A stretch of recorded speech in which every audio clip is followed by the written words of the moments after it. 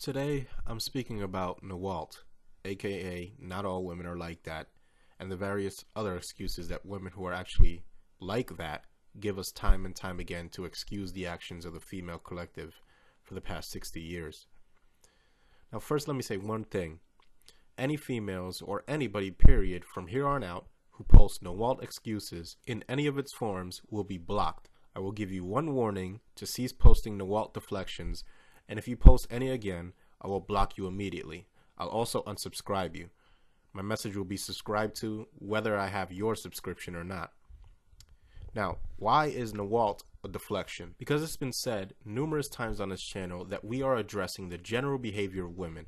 On this channel, we observe the relationship of women as a collective with the state and how they've been using that relationship to benefit themselves at the expense of men. That's right, we're judging women as a collective. The amount of women that aren't like that are negligible, and the behavior of most women demonstrates this. And most of the women coming on my channel using Nawalt are women that actually are like that and prove themselves to be within 2 or 3 comments.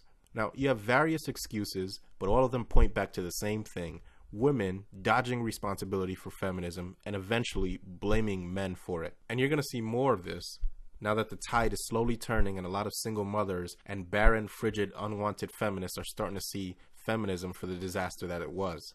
Now, you're going to see a lot of women asking for a truce and pretending that they had nothing to do with the past half decade, and Nawalt is the mechanism they're going to use to do it. So let me try to educate you on some of the tricks that women are going to try to use to minimize their roles in feminism. They're going to blame it solely on the state. They're going to say that it's government's fault and that men and women need to work together to end feminism. Now, let me make things clear. Feminism, for all of its state-sanctioned implementation, could not have been possible without the support of women. It is important that men and women do eventually move past feminism, but we will not rewrite history here. It should be made clear that although women were also victims of feminism, as they're slowly starting to realize, they were and still are complicit.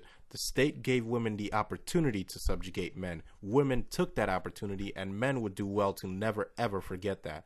Because the moment we do, feminism will rear its ugly head again and again until we remember that when given the opportunity, women will take it and run with it. It's imperative that men never forget this cold hard fact ever again.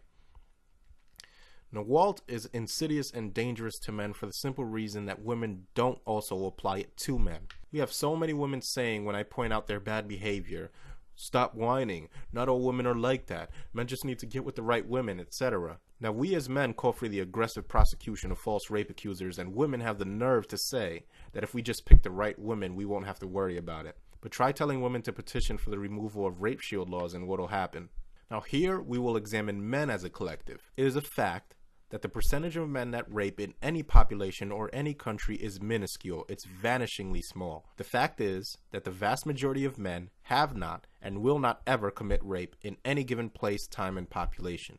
Here we see a group of people who would be justified in saying that not all men are like that with a clean conscience because most men aren't like that.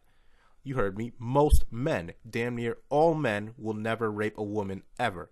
But women still want laws to protect them from rape to a degree that allows the unquestioned acceptance of a false accusation. This is a hypocrisy of a magnitude that I can't even express with words. Women cannot say that not all women are like that because, once again, most women are like that. Most women initiate divorce and then proceed to steal money and assets that do not belong to them. Only women abort and then seek to deny men the same right to opt out of parenthood. Most women support rape shield laws. Most women support welfare for single mothers who get pregnant on purpose, knowing that they can't afford it, but also knowing that their welfare checks will bail them out.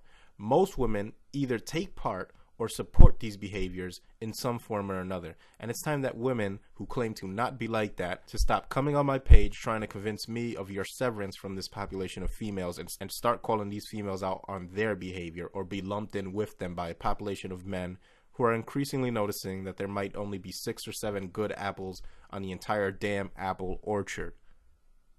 That's all I really gotta say. Good night, God bless.